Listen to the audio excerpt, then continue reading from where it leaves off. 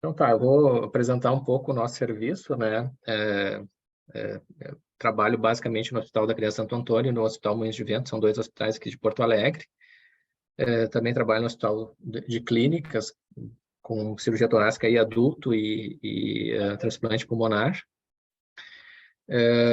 Ali no Hospital da Criança Santo Antônio, na Santa Casa, antes a cirurgia torácica pediátrica era um ramo da cirurgia torácica adulto, até mais ou menos 98 ali. Eu comecei a acompanhar a cirurgia torácica pediátrica em 99, né, no início da residência, né? Fiz o R3 em cirurgia torácica pediátrica, não existia esse R3, eu fiz esse R3, eu fiquei um ano só na cirurgia torácica pediátrica. Fiquei 3 anos fora e em 2005 eu voltei, né? Então, aí a gente começou o serviço, começou a trabalhar lá no hospital pediátrico. Então, são mais ou menos 18 anos que eu atuo naquele hospital, no Hospital da Criança Santo Antônio.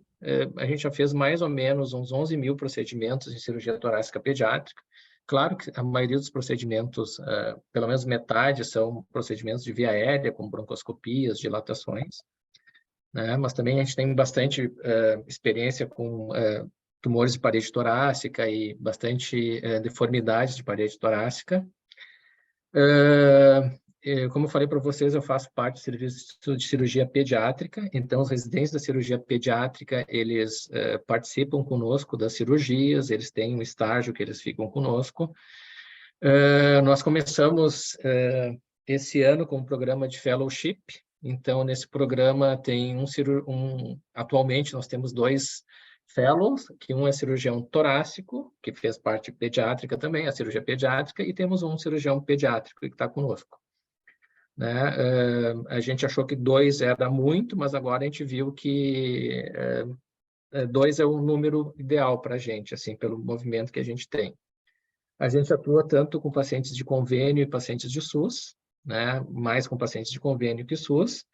E atualmente a gente tem um centro de medicina fetal, e esse centro de medicina fetal começou a funcionar faz no máximo 3 anos, e a gente aumentou muito mais o número de pacientes e pacientes graves que a gente acompanha desde do pré-natal.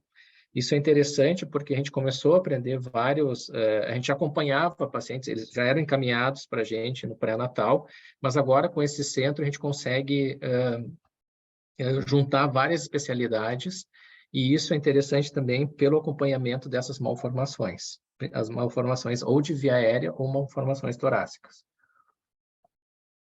Se vocês quiserem falar alguma coisa, eu estou aberto aí, só perguntar aí, tá? Bom, eu vou falar basicamente, então, sobre os estentes brônquicos e traqueais, né, que é um tema interessante que a gente faz com certa frequência, dessas alterações, tanto brônquicas quanto traqueais. Lembrando que a obstrução traqueobrônquica é uma condição rara em crianças. A gente tem um movimento considerável, então a gente vê com certa frequência essas alterações traqueobrônquicas, e tem uma morbidade, mortalidade bem significativa, principalmente pelo tamanho reduzido das vias aéreas e redução significativa e persistente do diâmetro da via aérea. Isso pode ser resultado da anormalidade da parede traqueal ou brônquica, por compressões extrínsecas, causas intraluminais que podem levar a consequências fatais, né? Então, lembrando um pouco os tipos de stents, tanto os brônquicos como traqueais, a gente tem basicamente 3 tipos, né? Os stents de silicone, os metálicos e os absorvíveis, né? Os de silicone, eles podem ser autoexpansíveis ou eles podem ser rígidos, e os metálicos, normalmente, eles são autoexpansíveis, né? Normalmente, para introdução desses stents, nós utilizamos broncoscopia rígida, mas eu vou mostrar vários casos para vocês que a gente não usa broncoscópio rígido. Oi. A gente não usa o broncoscópio rígido e usa o broncoscópio flexível, né? E lembrar que isso aí não é livre de complicação. Mais ou menos 25% de complicações que estão associadas à migração, tecido de granulação, recidiva tumoral, caso tenha tumor, retenção de secreções, erosão da parede traqueobrônquica e hemorragia. Lembrando que esse tipo de complicação está basicamente relacionado ao tipo de stent. Então, nós temos os stents autoexpansíveis. Esses stents autoexpansíveis, eles podem ser recobertos ou não recobertos, os metálicos, né? E existem esses stents autoexpansíveis cobertos por silicone. Então, são esses dois tipos que a gente tem. Esses são stents basicamente utilizados para via aérea.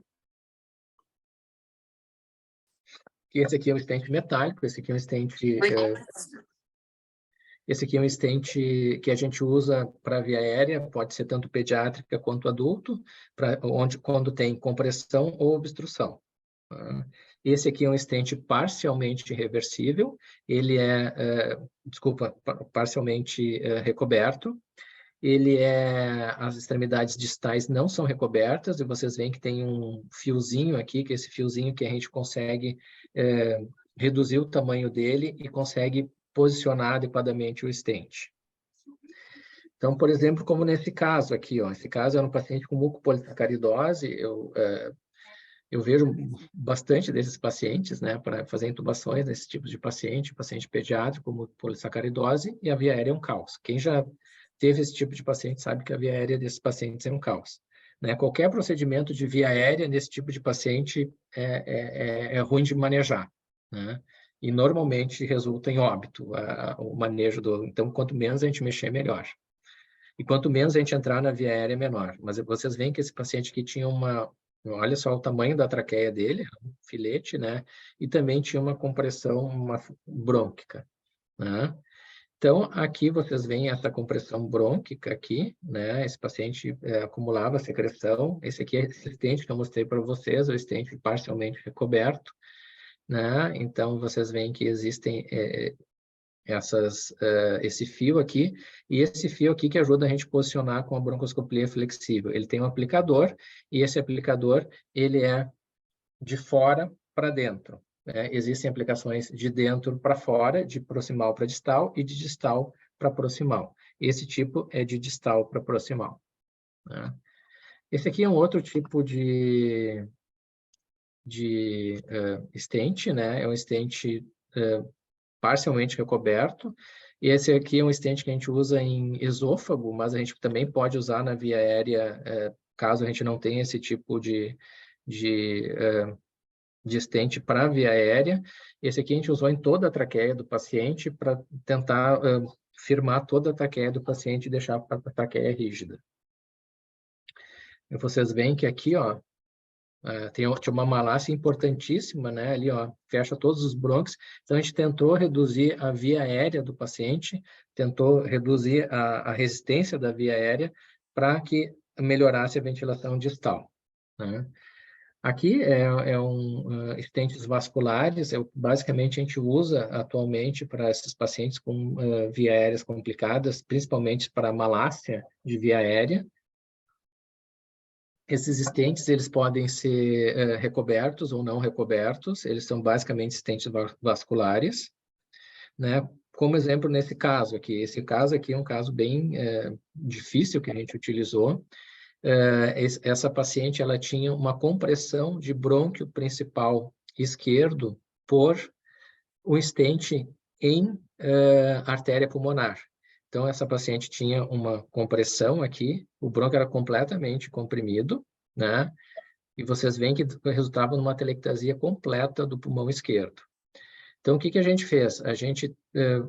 E isso é importante, a gente teve que dilatar primeiro, e não dilatar totalmente a via aérea, o brônquio principal esquerdo, e colocar o stent. Nesse caso, a gente colocou 3 stents, né? Na verdade, a gente se perdeu na via aérea distal, a gente não conseguiu, quando a gente armou o stent, a gente perdeu o stent na via aérea distal, e depois nós colocamos outros 2 stents, ó. Opa, desculpa, deixa eu só voltar aqui. E aqui a gente colocou outros 2 stents, ó. Aqui é o stent na artéria pulmonar. O que aconteceu? O cardiologista intervencionista, dentro desse stent, ele botou um stent recoberto, que a gente tem medo de erosão do stent. Então, ele botou um stent recoberto dentro do stent metálico, e nós colocamos 2 stents na via aérea. Então, o resultado final foi isso aqui que vocês podem ver. Então, 2 stents na artéria pulmonar e 2 stents na via aérea. E vocês veem o resultado, isso aqui é uma tomografia de tórax 2 anos depois da colocação do stent, com o pulmão completamente aberto, né? A gente também pode usar em via aérea esses stents que são stents vasculares, que são recobertos, né? A vantagem disso aqui é que a gente consegue retirar esses stents depois, mas a grande desvantagem desses stents de silicone é que eles acumulam secreção e eles podem obstruir, né? No mercado, o que a gente tem atualmente? A gente tem esse stent que se chama o stent da Aero, que é comercializado pela Merit. Esse stent ele é totalmente recoberto, e a grande vantagem desse stent é que a gente tem diâmetros bem reduzidos. Então, tem diâmetros de 6 e 8 milímetros. Então, a gente consegue colocar em pacientes pediátricos, né, muito pequenos, e a gente consegue colocar na via aérea desses pacientes.